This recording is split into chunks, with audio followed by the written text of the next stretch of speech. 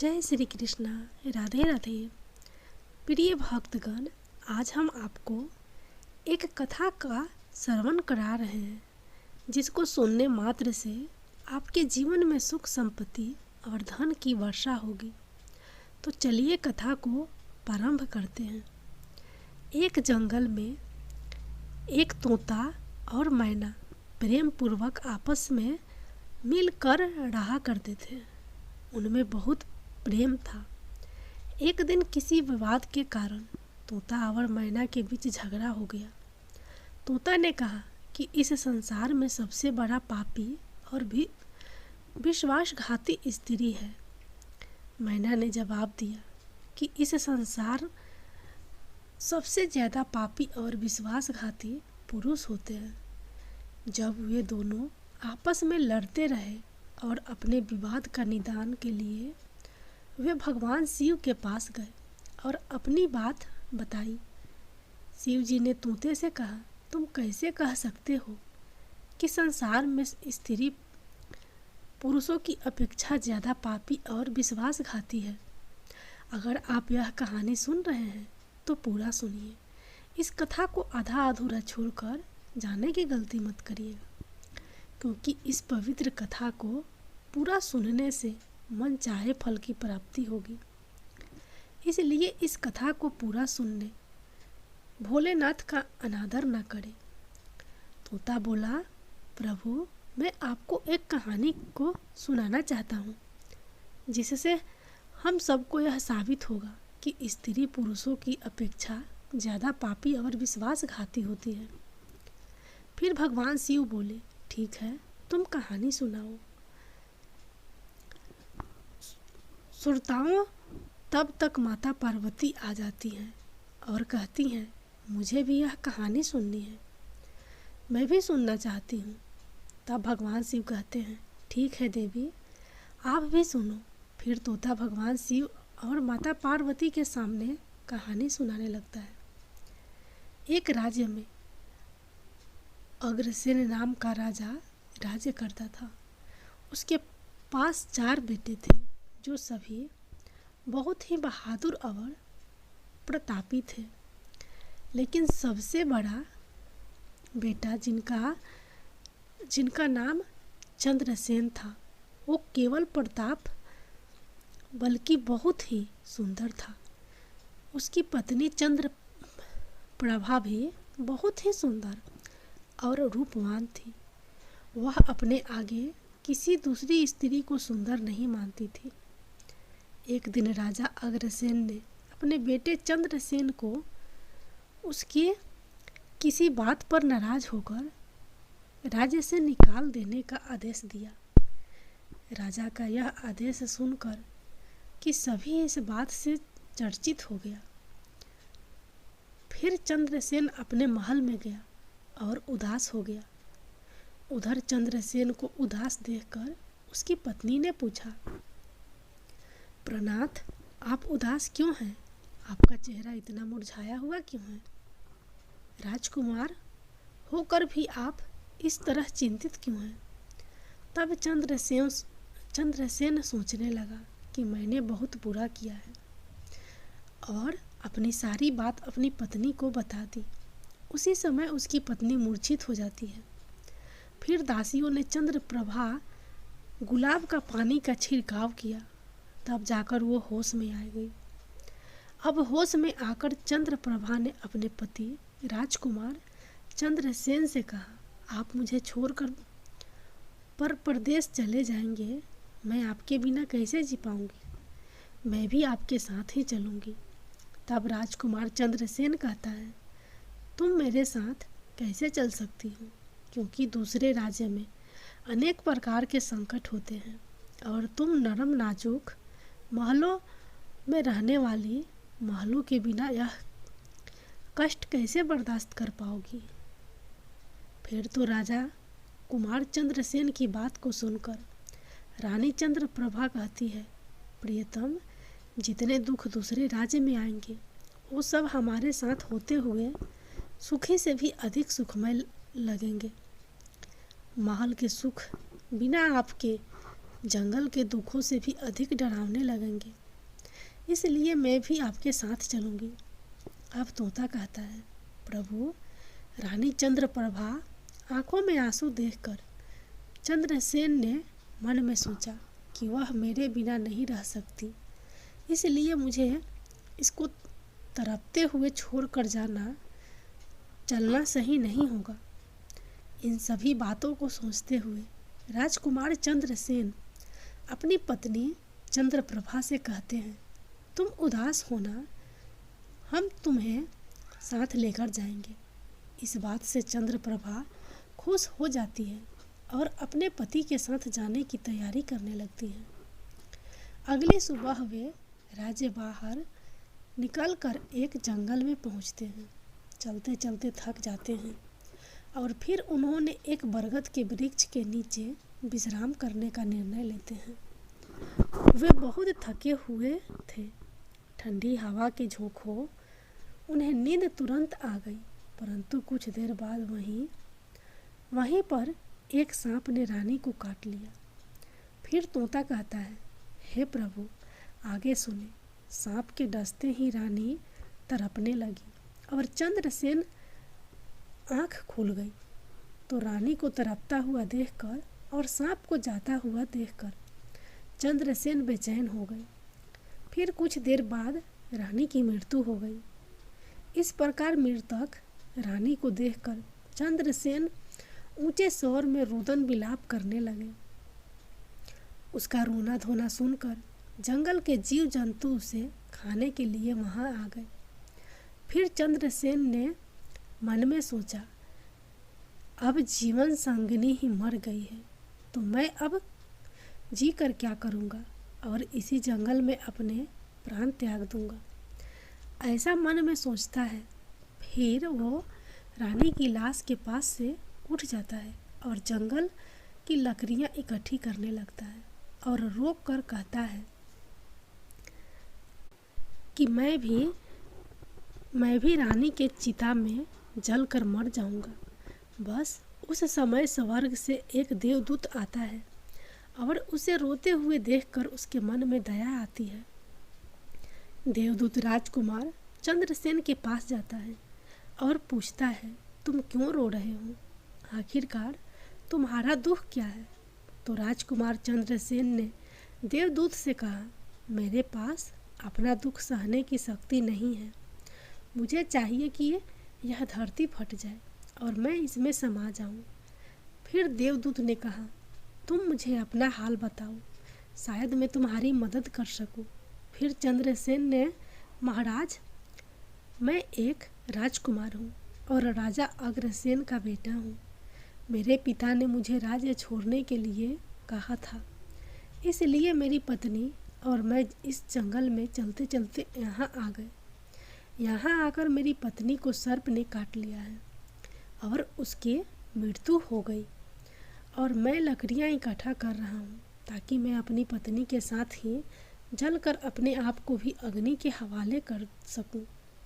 तब तोता कहता है, हे प्रभु, आगे सुने। चंद्रसेन की बातों को सुनकर देवदूत कहते हैं, राजकुमार, ये संसार है, यहाँ इंसानों का आना जाना लगा रहता है। इस शरीर को एक दिन सबको त्याग देना पड़ेगा। तू भी इसे जानता है। इस संसार में कोई भी किसी के साथ नहीं आता है और ना ही किसी के साथ जाता है। फिर भी तुम मूर्खों की तरह यह बात कर रहे हो।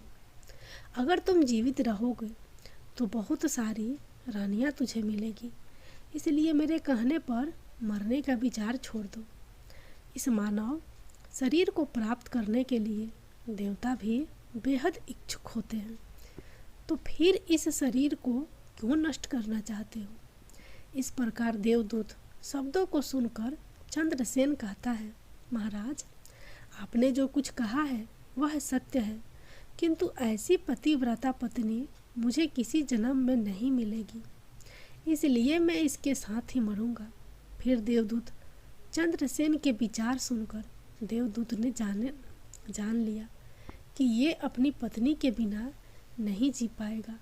तब देवदूत चंद्रसेन से कहा, राजकुमार, तेरी पत्नी के जीवित करने के लिए केवल एक ही उपाय है।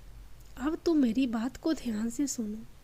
यदि तू इस उपाय को कर सकता है तो तेरी रानी जीवित हो सकती है। फिर चंद्रसेन ने कहा, महाराज, आप जो कुछ भी कहेंगे वह सब करने के लिए तैयार हूँ। केवल मेरी पत्नी को जीवित कर देना। तब देवदूत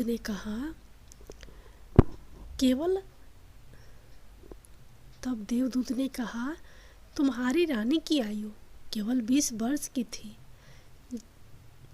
जिसने इसे बिता दिया, इसके बदले तेरी उम्र 70 वर्ष की है, जिसमें से 30 वर्ष बीत चुके हैं। तेरी जीवन काल में 40 वर्ष अभी बाकी है, यानी तुझे 40 साल और जीने का अवसर है। यदि तू अपनी पत्नी को आधा अपने जीवन का संपूर्ण कर देता है तो तुम दोनों की आयु समान हो जाएगी। अगर तुम यह मान रानी जल्दी ही ठीक हो जाएगी। इस तरह देवदूत बात सुनकर राजकुमार चंद्रसेन ने कहा, मुझे मान्य है। फिर देवदूत ने चंद्रसेन के हाथ में पानी दिया और 20 वर्षों तक रानी के पैरों पर पानी डालने का संकल्प लिया। अब जैसे ही चंद्रसेन ने संकल्प किया कि वह जल को रानी के पैरों पर डालेगा, देवदूत ने कह दिया, पानी को पैरों पर डालने से पहले मेरे एक बात को ध्यान से समझ लो। इसमें एक गुप्त रहस्य भी है। अभी तो तुझे रानी की आवश्यकता है। तुम पानी डालकर उसे सकते हो, लेकिन भविष्य अगर रानी की आवश्यकता नहीं पड़ती है तो तुम अपने संकल्प को वापस ले सकते हो, और जब तुम वह संकल्प वापस लेते हो तो तुम्हारी रानी की तुरंत मौत हो जाएगी। परंतु एक बात हमेशा याद रखना, इस संकल्प को कभी वापस ना लेने की बात रानी से कहना मत, वरना तुम अपने संकल्प को वापस नहीं कर सकोगे। हमेशा याद रखना, जीवन में कुछ बातें हमेशा छुपा कर रखनी चाहिए, क्योंकि कभी कभी ये बातें काम आ सकती हैं। फिर तो ऐसा कहकर और उस रानी के सामने आकर वो देवदूत जो थे अंतर्धान हो गए। फिर चंद्रसेन कहने लगा, तुम बहुत थकी हुई हो, इसलिए मैंने तुम्हें नहीं जगाया।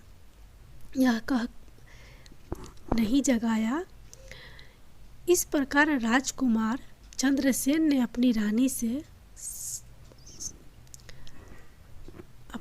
से सारी बातें छिपा दी कि सर्प ने तुम्हें काट लिया था और तुम मर गई थी।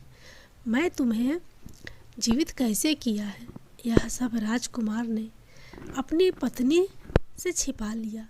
फिर तोता बोला, प्रभु। फिर वो दोनों आगे बढ़ गए। कई दिनों बाद उन्होंने एक बहुत ही सुंदर स्थान देखा। वहाँ पर एक फकीर की कुटिया थी। जब वे वहाँ पहुँचे तो उन्होंने देखा कि एक सुंदर युवक फकीर पानी पी रहा था। वे दोनों बहुत ही थके हुए थे, इसलिए वे फकीर के पास बैठ गए। उस समय राजकुमार ने रानी से कहा, रानी, हमें प्यास लगी है, हम कुएं पर जाकर पानी पी आते हैं। अगर तुम भी प्यासी हो तो तुम्हारे लिए पानी ले आते हैं। तब राजकुमार की बात को सुनकर रानी कहा, मुझे तो प्यास नहीं लगी है, आप जाइए, पानी पीकर फिर वापस आएं। इसके बाद रानी का जवाब सुनकर राजकुमार चंद्रसेन एक लंबी रस्सी लेकर कुएं की ओर जा रहे हैं। चंद्रसेन पानी पीने पहुँचे तो राजकुमारी चंद्रप्रभा उस फकीर की ओर देख रही है। चंद्रप्रभा फकीर की सुंदरता को देखकर उस पर मोहित हो गई। वह उसको दिल दे बैठी थी। अब वह फकीर से कह रही है, फकीर साहब, आप यहाँ बहुत खुशी से रहते हैं। फकीर ने कहा, तुम भी मेरे साथ रह सकती हो, लेकिन तुम्हारे पति भी साथ में हैं, कैसे तुमको रख सकते हैं। इसके बाद राजकुमारी चंद्रप्रभा ने फकीर के सामने अपनी प्रेम लीला प्रकट की तो फकीर ने कहा, मैं एक उपाय बताता हूँ। तुम अपने पति को जिस कुएं में पानी पीने गया है तुम उसी कुएं में धकेल देना, फिर जो होगा देख लेंगे। फिर तो फकीर की बात सुन करके चंद्रप्रभा ने कहा, ठीक है, मैं ऐसे ही करूँगी। अब इतनी ही देर में राजकुमार चंद्रसेन पानी पीकर रानी के पास आया तो रानी कहने लगी, मुझे भी अब प्यास लग रही है, कुएं पर वापस चल करके मुझे भी पानी पिलाओ। तो राजकुमार चंद्रसेन बोला, मैंने तुमसे पहले ही पूछा था और तुमने मना कर दिया था। खैर, अगर तुमको प्यास लगी है तो मैं अभी पानी लेकर आता हूँ। तब चंद्रसेन पानी लेने चला तो रानी भी उसके साथ चल दी और कहने लगी, मैं भी तुम्हारे साथ चलती हूँ। बेचारा चंद्रसेन तो उसके प्रेम में पागल था। उसको क्या मालूम था कि यह मेरे प्राण लेने के लिए मेरे साथ आ रही है। दोस्तों, वास्तव में विद्वान सच कहते हैं कि स्त्रियों के चरित्र को देवता भी नहीं जान सकते। मानव क्या चीज़ होती है, उसके जाल में अच्छे बुद्धिमान भी फंस जाते हैं। जब राजकुमार चंद्रसेन कुएं पर जाकर पानी भरने के लिए ढोल भरता है तो रानी ने अपने पति यानी राजकुमार चंद्रसेन को धक्का देकर कुएं में गिरा देती है और खुद फकीर के पास चली जाती है। वह फकीर रानी को अपने साथ ले जाकर एक राज्य में बस जाता है और दोनों रहने लगते हैं। फकीर ने फिर रानी को ऐसा नचाना और गाना सिखाया कि वह नृत्यांगना के रूप में मशहूर हो गई। धीरे धीरे वह राजकुमारी पूरे नगर में प्रसिद्ध हो गई। इस तरह रानी के नृत्य और गीत के कारण वह फकीर के पास लाखों रुपए बन गए। रानी भी उस फकीर के साथ मस्ती में रहने लगी थी। जिस समय रानी ने अपने पति चंद्रसेन को कुएं में धकेल दिया था, तब संयोग से एक जंजीर जो कुएं में लटकी थी, चंद्रसेन ने उसको पकड़ा और कुएं में लटकता रहा। ईश्वर को याद करते हुए वो सोचने लगा, क्या यही मेरे प्यार की सज़ा है। और कुछ समय बाद बंजारों का एक कफिला वहाँ आया। कफिले में से एक बंजारा डोल लेकर कुएं का पानी भरने लगा। जब उसने पानी में डोल डाला तब चंद्रसेन उसका डोल हाथ से पकड़ लिया। बंजारा ये देखकर चौंक गया और पूछा, तुम कौन हो? राजकुमार चंद्रसेन ने कहा, भाई, मैं आफत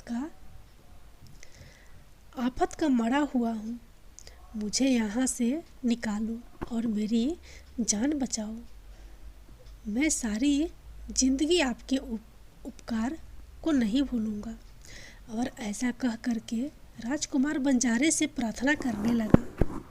फिर तो राजकुमार चंद्रसेन के दुख को देख करके उस बंजारे को उस पर दया आ गई और उसने चंद्रसेन को कुएं से बाहर निकाल लिया और फिर पूछा, ये भाई, तुम कौन हो? तुम इस कुएं में कैसे गिरे? तुम मुझे अपना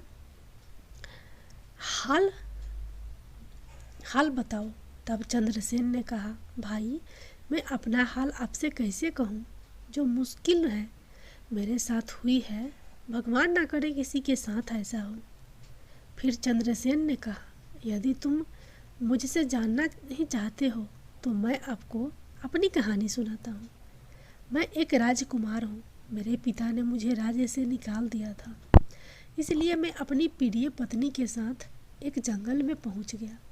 मेरी पत्नी और मैं एक दूसरे से बहुत प्यार करते थे। जंगल में एक सांप ने मेरी पत्नी को काट लिया, जिससे उसकी मृत्यु हो गई। मैं जब अपनी पत्नी के साथ मरने जा रहा था, तब एक देवदूत ने मुझ पर दया की और मेरी आयु के 20 वर्ष में मेरी पत्नी को देने के बाद उसे पुनः जीवित कर दिया। फिर हम उस जंगल से आगे बढ़े। कुछ दिनों बाद हम एक स्थान पर पहुँचे जहाँ एक फकीर का डेरा था। मुझे प्यास लगी। मैं पानी पीने के लिए जब मैं वापस आया तो मेरी पत्नी ने मुझसे कहा कि उसको भी प्यास लगी है, मुझे भी पानी पिलाओ। और इसी तरह कहकर मेरी पत्नी मेरे साथ उस कुएं पर, मैं कुएं से पानी निकाल रहा था तो उसने मुझे धीरे से पीछे से धक्का दिया।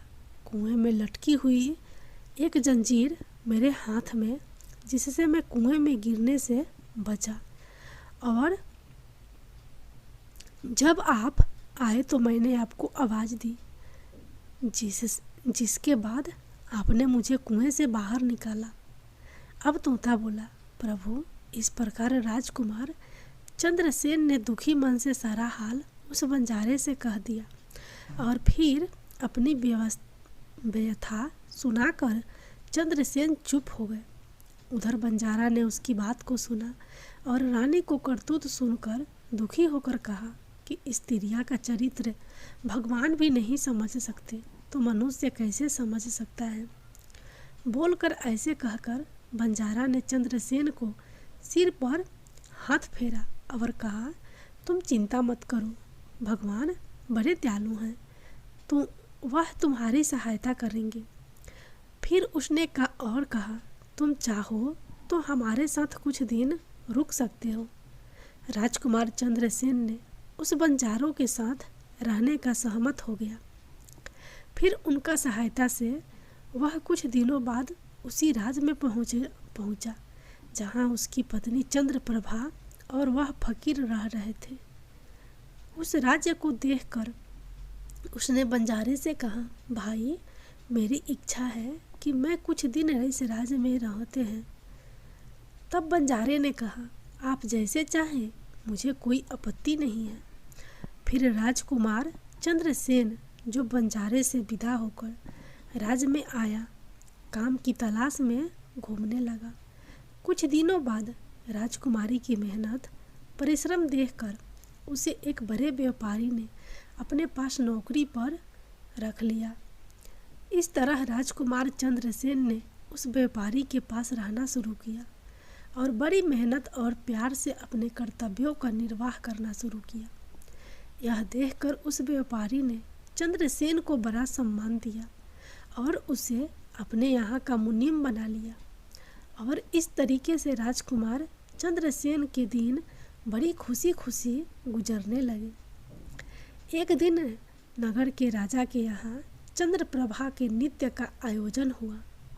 राजा ने उस शहर के सभी बड़े व्यापारी और सेठों को अपने यहाँ नृत्य देखने के लिए आमंत्रित किया। जब राजकुमारी चंद्रप्रभा का नृत्य होने वाला था, शहर के सभी व्यापारी और सेठ साहूकार राजा के यहाँ पहुँच गए। चंद्रसेन जो रानी के नृत्य और गायन की प्रशंसा सुनता था, उसने भी सोचा कि मुझे इस नृत्य को देखना चाहिए। वो भी राज्य के राजा के दरबार में सेठ के साथ यहाँ पहुँच गया। रानी ने अप्सरा के समान नृत्य किया और उनकी सुरीली आवाज़ में कई सुंदर रागों को प्रस्तुत भी किया। उसने गाने को सुनकर महफिल के सभी लोग आश्चर्य में आ गए और सभी बहुत सारे इनाम दिए। इसके साथ ही राजा से लेकर प्रजा तक सभी ने उनकी प्रशंसा की। राजकुमार चंद्रसेन ने अपने हाथ की अंगूठी उठाई जिसमें हीरा जड़ा हुआ था और फिर वह उसे उतारकर रानी चंद्रप्रभा को भेंट कर दी। इसके बाद रानी चंद्रप्रभा ने अंगूठी को पहचान लिया और मन ही मन कहने लगी, ये तो बहुत बड़ा आश्चर्य हो गया। मेरा पति जिंदा है और यहाँ पहुँच गए हैं। अब वह मुझे छोड़ेगा नहीं, इसलिए मुझे कुछ ऐसा करना चाहिए जिससे वो मारा जा सके। उसने मन में सोचा, अब मैं यहाँ के राजा का एक सुरीला गाना और नृत्य सुनाऊंगी जिससे वह खुश होकर मुझसे कुछ मांगने के लिए बोलेंगे। तब मैं राजा के आदेश से उन्हें मरवा दूंगी। इसके बाद राजकुमारी चंद्रप्रभा ने एक सुरीला गाना और नृत्य राजा को सुनाया। रानी की इसकी रानी की इस बात को सुनकर राजा खुश हुआ। चंद्रप्रभा बोले, मैं तुम पर बहुत खुश हूँ, तुम मुझसे क्या मांगती हो? तब राजकुमारी ने कहा, अगर आप मुझे से प्रसन्न हैं तो सबसे पहले मुझे वचन दीजिए, और फिर जो कुछ मैं मांगूंगी वो आप मुझे वहीं देंगे। फिर चंद्रप्रभा ने कहा, इस सभा में एक चोर है, कृपया उसे फांसी की सजा दे। राजा ने कहा, तुम उस चोर को मर सामने लाओ, तुम उस चोर को मेरे सामने लाओ। रानी ने उसका हाथ पकड़ा और उसे राजा के सामने गई। राजा ने अपने सैनिकों को आदेश दिया कि उस चोर को जल्लाद के पास ले जाओ और उस चोर को फांसी पर चढ़ा दो। इसी बीच चंद्रसेन का सेठ भी वहां पहुंचा। वह डर कर चंद्रसेन के पास गया और पूछा, तुमने क्या चुराया? जिसके कारण वह तुझे मारना चाहती है। चंद्रसेन ने अपने मालिक से कहा, मालिक, मैंने कुछ नहीं चुराया है, बस आप इस राजा को केवल यह बता दो, वह मेरी 2 बातें सुन ले, इससे मेरी जान बच सकेगी। अब चंद्रसेन का मालिक इसे सुनकर अपने साथ व्यापारियों और साहूकारों के पास गया और सभी ने मिलकर मशवरा किया। उन्होंने कहा, मित्रों, या तो राजा न्याय करे या हम सभी इस शहर को छोड़कर कहीं और चले जाएंगे। और इस प्रकार सभी व्यापारी राजा के पास गए और कहने लगे, राजा साहब, हमारा मुनीम निर्दोषी है, इसे मार देने आपका आदेश है। वह कह रहा वह अपनी 2 बातें आपको कहना चाहता है। फिर भी आपको लगे कि उसने अपराध किया है तो उसे फांसी दे दे, लेकिन मेरे मरने से पहले राजा केवल मेरी 2 बातों को जरूर सुने। फिर राजा ने व्यापारियों की बात सुनकर कहा, ठीक है, मुनीम को बुलाओ। चंद्रसेन को लेकर राजा के सामने लाया गया और राजा ने कहा, तुम जो कुछ कहना चाहते हो वो मेरे सामने कहो। राजकुमार चंद्रसेन ने कहा, महाराज, मैंने क्या दोष किया है जिसके कारण आपने मेरी हत्या का आदेश दे दिया है? फिर उसकी बात को सुनकर राजा ने कहा, तू इस नित्यका का चोर है। चंद्रसेन ने कहा, नहीं महाराज, मैं इसका पति हूँ जो मुझे कुएं में धकेल कर एक फकीर के साथ चली आई। राजकुमारी चंद्रप्रभा ने समझ लिया कि बात बिगड़ रही है। तब राजा से कहती है, महाराज, मैं इसकी पत्नी नहीं हूँ, ये झूठ बोल रहा है। ये कौन है? मैं इसे नहीं जानती तक नहीं। ये तो मेरा चोर है, मैं सिर्फ इतना ही जानती हूँ। राजकुमार चंद्रसेन ने कहा, मैं अगर यह मेरी पत्नी नहीं है तो वो सब कुछ जो मैंने रास्ते में छोड़ा था वह मेरी अमानत के रूप में वापस कर दे। फिर चंद्रसेन रानी की ओर देखा। राजकुमार ने अपनी अमानत को लौटाने की बात राजकुमारी चंद्रप्रभा ने इसे स्वीकार कर लिया। तब चंद्रसेन ने कहा, अच्छा, अब तुम अपने हाथों में पानी लो, हमारा न्याय इसी सभा में होगा, हमारा न्याय इसी सभा में होगा। पानी लेकर वह जमीन पर रखा और कहा, वह वस्तु जो मेरे पास रास्ते में दी गई थी अब वापस कर रहा हूँ। रानी ने भी पानी लिया और कहा, जो वस्तु इसने मुझे रास्ते में दी थी मैं अब वापस कर रही हूँ। जैसे ही वह अपने हाथों का पानी छोड़ा, रानी के प्राण छूट गए। यह दृश्य देखकर वहाँ लोग हैरान रह गए। तो राजा ने यह देख चिंतित होकर, चंद्रसेन, कहाँ यह क्या हो गया, बताओ मुझे सच्चाई।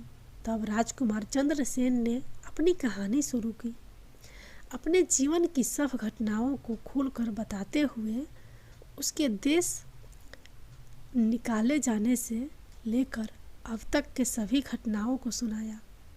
राजा सब कुछ सुनकर चंद्रसेन को अपने गले लगा लिया और अपनी बेटी की शादी चंद्रसेन के साथ कर दी। तोता ने कहा, प्रभु, मैंने इस कहानी को सुना है। मैं भी स्त्रियों से घृणा करता हूँ और मैं यह कह सकता हूँ कि इस संसार में स्त्री पुरुषों से अधिक पापी और विश्वासघाती होती है। तोते ने भगवान शिव और पार्वती को एक कहानी से यह बताया कि स्त्री पुरुषों की तुलना में अधिक पापी और विश्वासघाती होती है।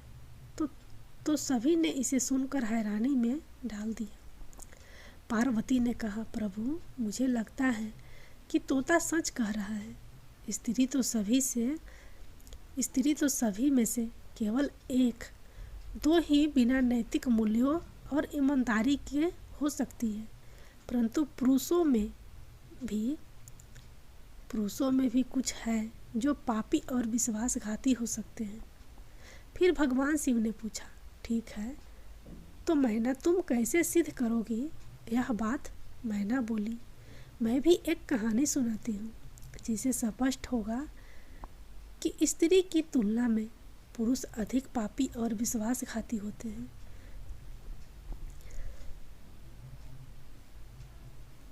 प्रभु, एक गांव में एक परिवार रहता था जो बहुत ही धनवान था और उस धनवान सेठ का बेटा एक अद्भुत प्रकार का व्यक्ति था।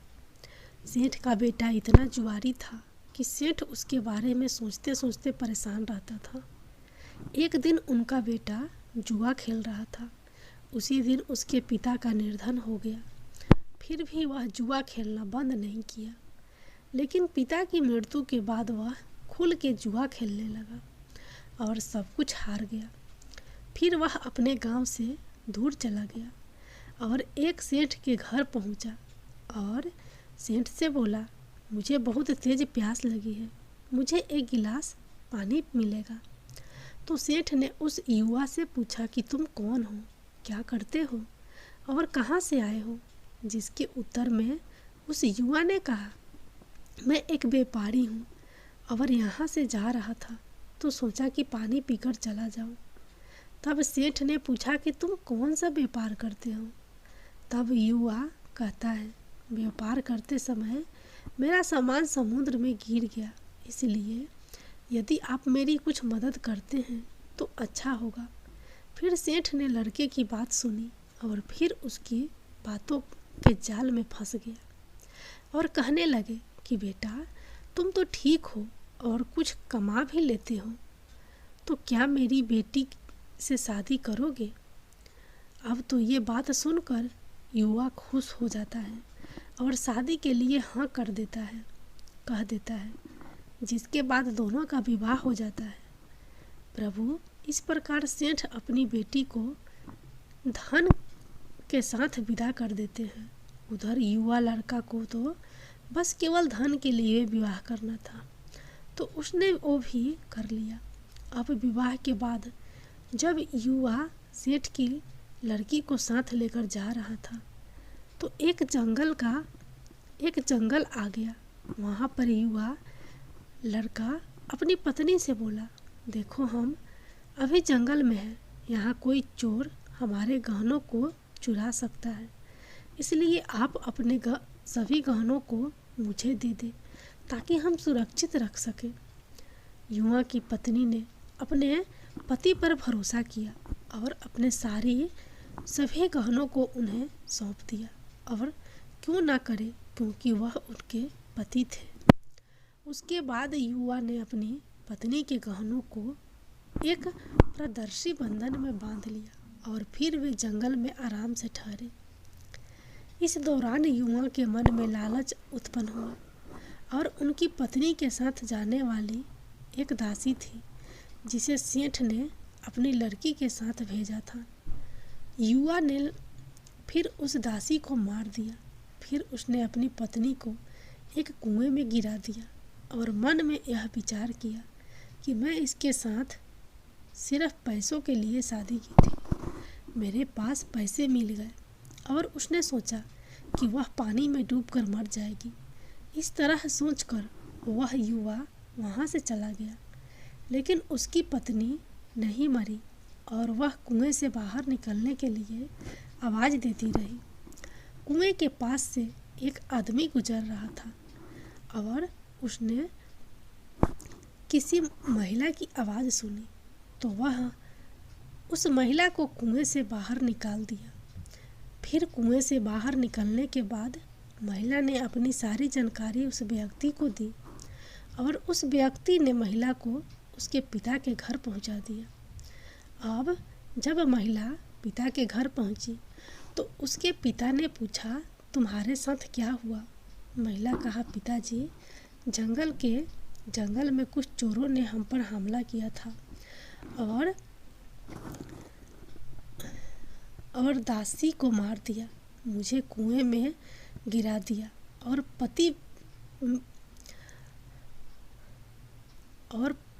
पति के बारे में कुछ पता नहीं।